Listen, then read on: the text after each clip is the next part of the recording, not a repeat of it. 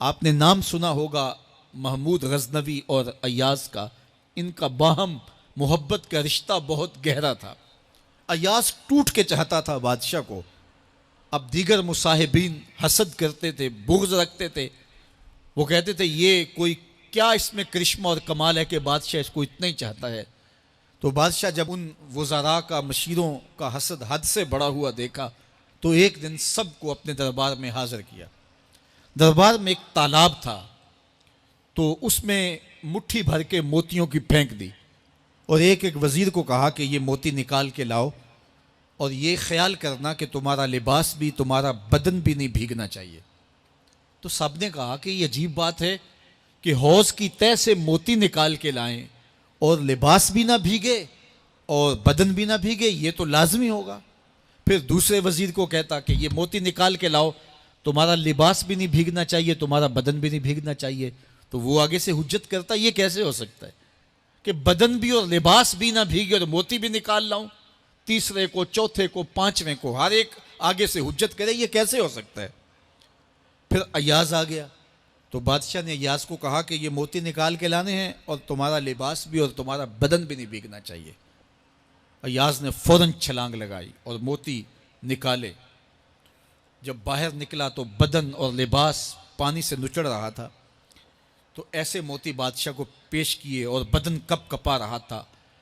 تو بادشاہ بڑے غصے سے کہا کہ ایاز، تمہارا بدن بھیگ گیا، تمہارے کپڑے بھی بھیگ گئے، میں نے کہا تھا لباس بھی نہیں بھیگنا چاہیے، کپڑے بھی نہیں بھیگنے چاہیے۔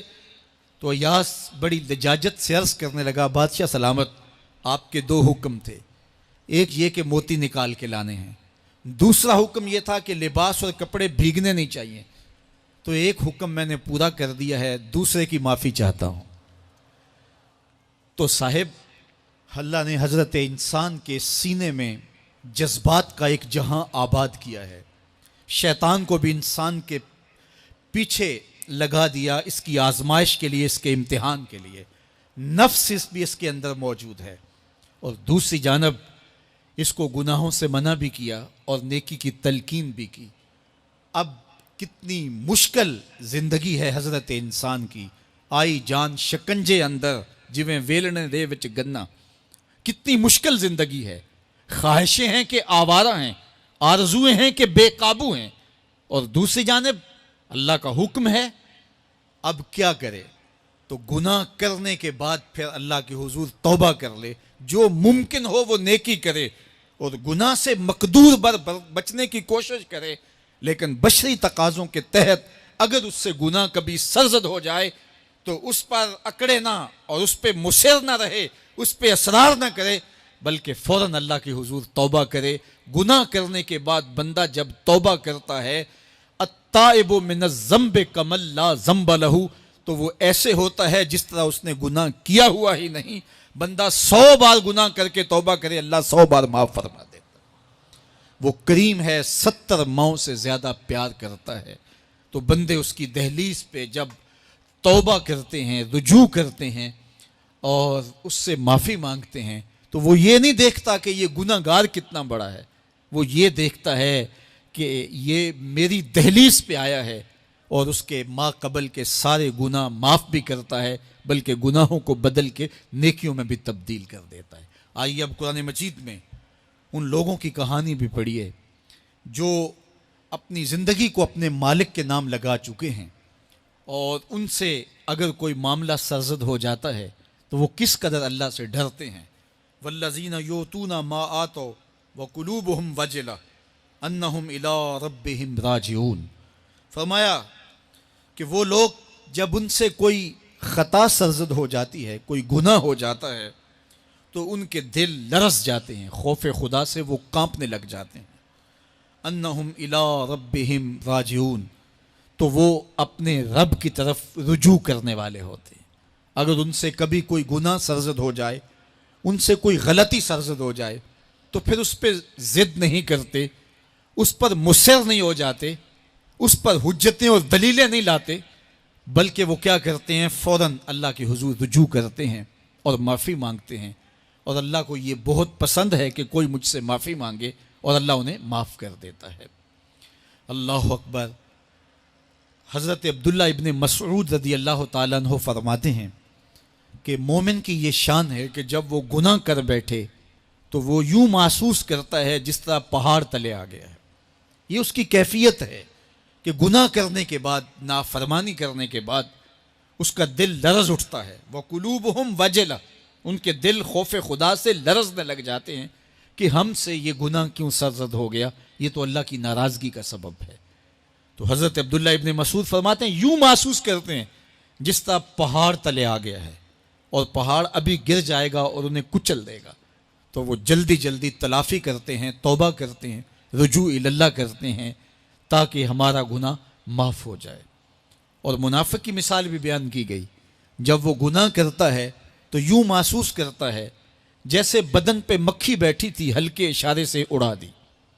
سویر سے لے کر شام تک کتنی بار ہم اپنے بدن پہ بیٹھی مکھیاں اڑا دیتے ہیں اور ہمیں شام کو یاد بھی نہیں ہوتا کہ یہ عمل ہم نے کتنی بار کیا ہے. میں اور آپ اپنے اندر اتر کر کے دیکھ سکتے ہیں ہماری کیفیت باطن کیا ہے. نمازیں چھوڑی، جھوٹ بولا، غیبت کی، چغلی کی، کسی کا دل دکھایا، کسی کو تکلیف دی، گالی گلوچ کیا، سب و شتم کیا، سویر سے شام تک کیا کیا گناہ کیے. کبھی خیال بھٹکے، کبھی سوچیں آوارہ ہوئیں، کبھی نگاہوں نے بدکاریاں کی، کبھی زبان نے جرم کیے، اور شام کو ہمیں یاد بھی نہیں ہوتا کہ آج ہم نے کیا کیا جرائم کیے، آج ہم نے کیا کیا گناہ کیے. اگر ہماری یہ کیفیت ہے تو یہ عملی نفاق ہے کہ بدن پہ مکھی بیٹھی اور اڑا دی. اور اگر ہماری کیفیت یہ ہے کہ گناہ کے بعد یہ محسوس ہوتا ہے کہ ہم پہاڑ تلے آ گئے ہیں اور اللہ کی ناراضگی ہم نے مول لے لی ہے اور جلدی جلدی توبہ کر کے رجوع کرنے کی جانب بڑھتے ہیں، تو پھر مبارک ہو. نہیں تو مجھے اور آپ کو اپنا محاسبہ کرنا چاہیے. ہمارے دلوں پر زنگ چڑھ گئے ہیں اور ہماری کیفیت یہ ہو گئی ہے کہ گناہ کرنے کے بعد بھی ہم ڈٹے رہتے ہیں. جبکہ زندگی اصحاب رسول کی دیکھیے ان سے بھی کبھی کوئی خطا سرزد ہو جاتی تو وہ فوراً اس گناہ کی تلافی کے لیے حضور کی بارگاہ میں حاضر ہو جاتے. حضرت ابو لبابہ رضی اللہ تعالیٰ عنہ نے اپنے آپ کو مسجد نبوی کے ستون کے ساتھ بندھوا دیا اور کہا کہ جب تک میری معافی نہیں ہوگی تب تک اپنے آپ کو کھلواؤں گا نہیں. اور پھر جب ان کی بخشش کا اعلان ہوا تو پھر حضور کے ہاتھوں سے اپنے آپ کو انہوں نے کھلوایا. ایک خاتون حضور کی خدمت میں حاضر ہوئی اور عرض کی یا رسول اللہ صلی اللہ علیہ وسلم، مجھ سے بدکاری سرزد ہو گئی ہے اور میرے پیٹ میں بچہ ہے اور میں چاہتی ہوں کہ آخرت کی سزا کی بجائے دنیا کے اوپر اس کی سزا مجھے دے دی جائے تاکہ میں پاک ہو جاؤں اور صاف ہو جاؤں، کیونکہ آخرت کی سزائیں بہت سخت ہیں. اللہ کے محبوب علیہ السلام نے جبریل امین سے ایک دن پوچھا تھا مجھے جہنم کے عذابوں کا ذکر سناؤ. تو عرض کی یا رسول اللہ صلی اللہ علیہ وسلم، سب سے ہلکا عذاب، اخف العذاب، ہلکا ترین عذاب یہ ہے کہ جہنمی کے پاؤں میں آگ کے جوتے رکھے جائیں گے. باقی اس کے پورے بدن پہ آگ نہیں ہوگی، صرف آگ کے جوتے اس کو پہنائے جائیں گے. لیکن اس کی حدت، گرمی اور شدت اتنی ہوگی، یغلی منہما دماغہ، اس کی شدت سے اس کا دماغ پگھل کر ناک اور کانوں کے ذریعے سے باہر آنا شروع ہو جائے گا. یہ سب سے ہلکے عذاب کی کیفیت ہے. اور جو عذاب سخت ہیں الیاذ باللہ، اللہ تعالیٰ قرآن مجید میں فرماتا ہے ثم لا یموت فیہا ولا یحیا، اس بڑے عذاب کا ذکر کیا جو جہنمیوں کو دیا جائے گا. فرمایا اس عذاب کی کیفیت یہ ہوگی بندہ نہ جیے گا نہ مرے گا. جیے گا اس لیے نہیں کہ آگے اور پیچھے، دائیں اور بائیں آگ ہی آگ ہوگی، تو اس آگ میں جینا کو جینا تو نہیں ہوگا. اور مرے گا اس لیے نہیں کہ موت کو موت آ چکی ہوگی. جنت میں جنتیوں کو ایک ہی ڈر اور خدشہ ہوگا کہیں موت نہ آ جائے، اور جہنمیوں کو ایک ہی امید ہوگی کہیں موت آ جائے اور جان چھوٹ جائے. اللہ تعالیٰ مینڈے کی شکل میں موت کو لائے گا اور موت کو ذبح کیا جائے گا. جنتی جنت سے اور جہنمی جہنم سے دیکھ رہے ہوں گے. جب موت کو ذبح کر دیا جائے گا اب موت نہیں ہے تو جنتی اتنے خوش ہو جائیں گے کہ اگر موت کو موت نہ آئی ہوتی تو یہ خوشی سے مر جاتے، اور جہنمی اتنے مایوس، دکھی اور پریشان ہوں گے کہ اگر موت کو موت نہ آئی ہوتی تو یہ صدمے سے مر جاتے.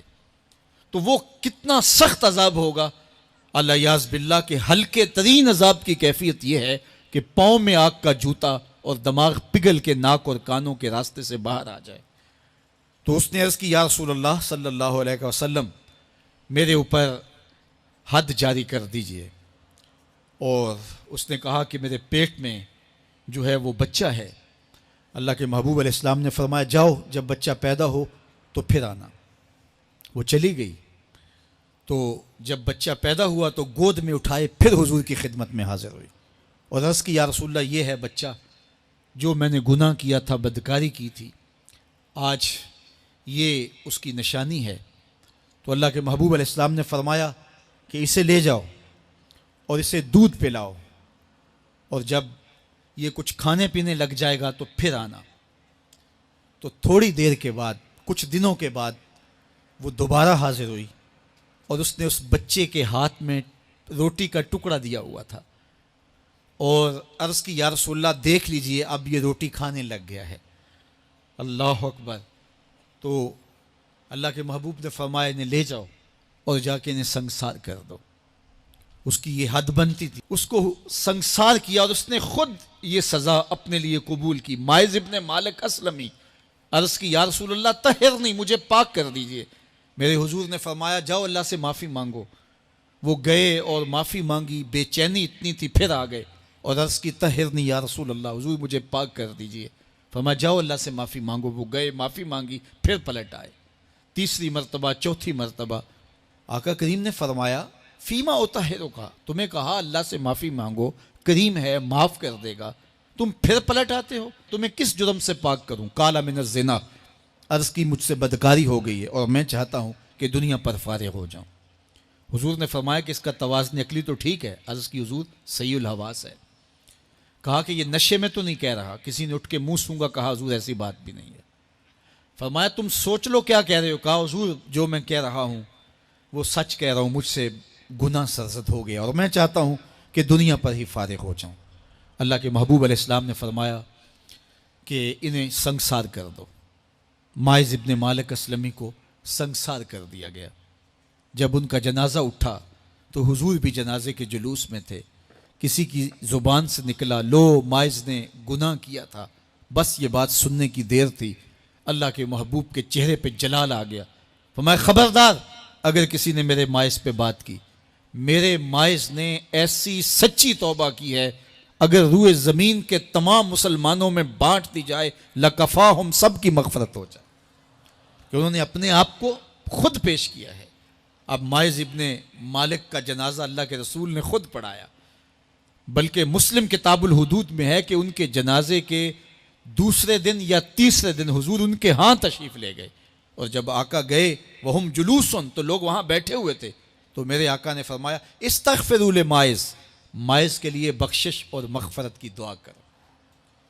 تو یہ بات ذہن نشین کیجئے کہ یہ وہ لوگ تھے کہ جن سے کبھی کوئی گناہ سرزد ہو جاتا تو وہ جلد توبہ کرتے، اور اس کی بڑی سے بڑی حد اور سزا بھی ہوتی تو وہ بھی کاٹنے کے لیے تیار ہو جاتے۔ میں اور آپ دیکھیں کہ ہماری زندگی میں اگر گناہ ہیں اور ہمیں سچی توبہ کی توفیق بھی نصیب نہیں ہے تو پھر ہم سوچ لیں کہ ہم کہاں کھڑے ہیں۔ دیکھیے اللہ دلوں کے بھید جانتا ہے۔ سچی توبہ یہ ہے کہ جو کیے پر ندامت ہو اور آئندہ نہ کرنے کا عزم مصمم ہو، پکا ارادہ ہو کہ یہ گناہ زندگی میں دوبارہ نہیں کروں گا۔ الگ بات ہے کہ پھر دوبارہ اس سے سرزد ہو جائے، لیکن جب وہ توبہ کر رہا ہو تو اس وقت اس کا پختہ عزم ہو اور اس کے دل کے کسی گوشے میں نہ ہو کہ چلو میں توبہ کر لیتا ہوں اور پھر ہو گیا تو پھر کر لوں گا۔ پکا عزم ہو کہ دوبارہ یہ گناہ نہیں کروں گا۔ اور اگر زبان سے توبہ توبہ کر رہا ہو اور دل میں ہو کہ ٹھیک ہے یہ تو صبح بھی مجھ سے عمل بد سرزد ہونا ہے، تو اللہ تعالیٰ سے یہ مذاق کرنے والی بات ہے، اور اللہ تعالیٰ سے جو مذاق کرتا ہے وہ کہاں کھڑا ہے وہ خود سوچ لے۔ وہ کیا کسی نے کہا تھا کہ توبہ کی پھر توبہ کی، پھر توبہ کر کے توڑ دی، میری اس توبہ پہ توبہ توبہ توبہ کر اٹھی۔ تو ایسی توبہ نہیں ہے کہ جو رسماً کسی مجلس میں چلے گئے، کسی اجتماع میں چلے گئے تو سب لوگوں نے توبہ توبہ کی تو وہ بھی توبہ توبہ کرتا رہا، لیکن اس کا عزم مصمم پختہ ارادہ نہیں تھا گناہوں کو چھوڑنے کا، تو یہ توبہ نہیں، یہ مذاق ہے۔